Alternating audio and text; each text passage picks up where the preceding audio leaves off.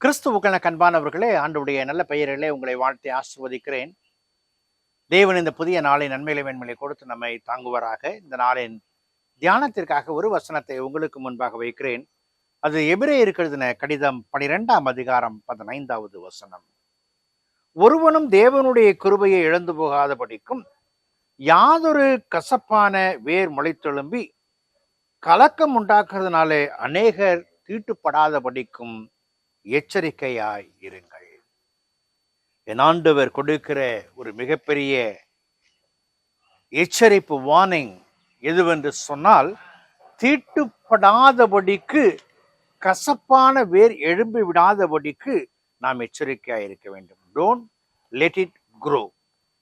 கசப்பை வளர விட வேண்டாம். சில மக்கள் சிலரை குறித்து பேசும் பொழுது அவர்களிடத்தில் இருக்கிற நல்ல காரியங்களை விட்டுவிட்டு மோசமான காரியங்களை, கசப்பான காரியங்களை மற்ற மக்களிடத்தில் பேசுவார்கள். திரும்ப திரும்ப இதை பேசும் பொழுது அவர்களிடத்தில் இருக்கிற வெறுப்பின் சாயல் கேட்டுக்கொண்டிருக்கிற நம்முடைய வாழ்க்கையிலும் அது வேரூன்றிவிடும். ஆகவே தான் இங்கே வாட்ச் கேர்ஃபுல்லி என்று சொல்லுகிற, எச்சரிக்கையாயிருங்கள். என்னிடத்துல ஒரு நண்பர் வருவார் அடிக்கடி. ஊர் உலகமெல்லாம் தனக்கு தெரியும் என்று சொல்லி என்னிடத்துல பேசுவார்.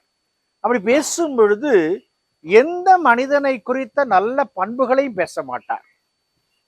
இந்த மனிதனிடத்துல காணப்படுகிற மாறுபாடான கசப்பான காரியங்களை அவர் பகிர்ந்து கொள்ளுவார். பாருங்கள், இந்த கசப்பான காரியங்கள் தான் வாழ்க்கையில நாம் இறைவனோடு ஒன்றிக்க முடியாதபடிக்கு, இறைவனோடு நெருங்க முடியாதபடிக்கு அது நமக்கு வேறாய் காணப்படுகிறது.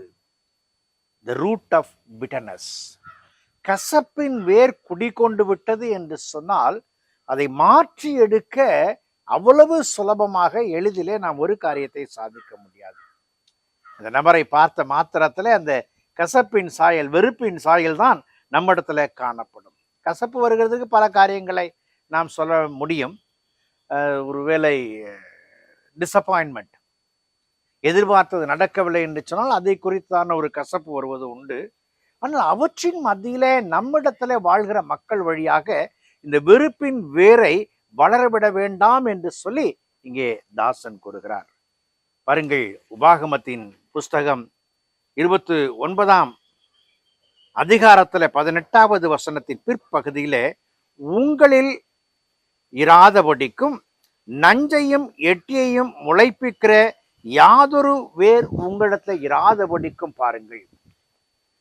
ஒன்று ஊன்றப்பட்டு விட்டது என்று சொன்னால் மாற்ற முடியாது. ஆகவே அன்புக்குரிய விசுவாசிகளே, இறைவன் தந்த இந்த உலக வாழ்க்கையில நாம் மகிழ்ச்சியோடு வாழ எத்தனைக்கும் பொழுது புண்படாத கசப்பான வேர் நம்மிடத்துல இல்லாதபடிக்கு எச்சரிக்கையான வாழ்க்கையை நாம் பெற்றுக்கொள்ளும்போது நிறை நன்மைகளை காண்கிற மக்களாய் காணப்படுவோம். Pursue the peace and holiness. பரிசுத்தத்தை சொந்தமாக்கும் பொழுது சமாதானம் நம்முடைய வாழ்க்கையில நிறைவுகளை, மேன்மைகளை தரும் என்பதில் மாற்றமில்லை. ஆகவே கசப்பை தவிர்த்து அன்பையும் சமாதானத்தை விதைக்கிற பிள்ளைகளாக சமூகத்துல வலம் வர நாம் முற்படுவோம். கடவுள் நம்மை நடத்துவார். ஜெபம் செய்வோம். பரிசுத்தமும் கிருபையும் நிறைந்த நாள் ஆண்டவரே, இந்த நாளுக்காய், இந்த விளைக்காய் நன்றி செலுத்துகிறோம். உம்முடைய திருக்கரங்களை எங்களை தாழ்த்துறோம் சுவாமி. நாங்கள் உமக்கு சொந்தமானவர்கள். உம்முடைய அன்பிலே வளர இருக்கிற வராட்டும். கசப்பு எங்களிடத்துல வளராதபடிக்கு நாங்கள் எச்சரிக்கையோடு எங்களை காத்துக்கொள்ள ஆத்துமாவை உம்முடைய கரங்களில் ஒப்படைக்க நிற்கிற வராட்டும். இயேசுவின் ஜெபிக்கிறோம் ஜெபக்கல் பிதாவே, ஆமேன்.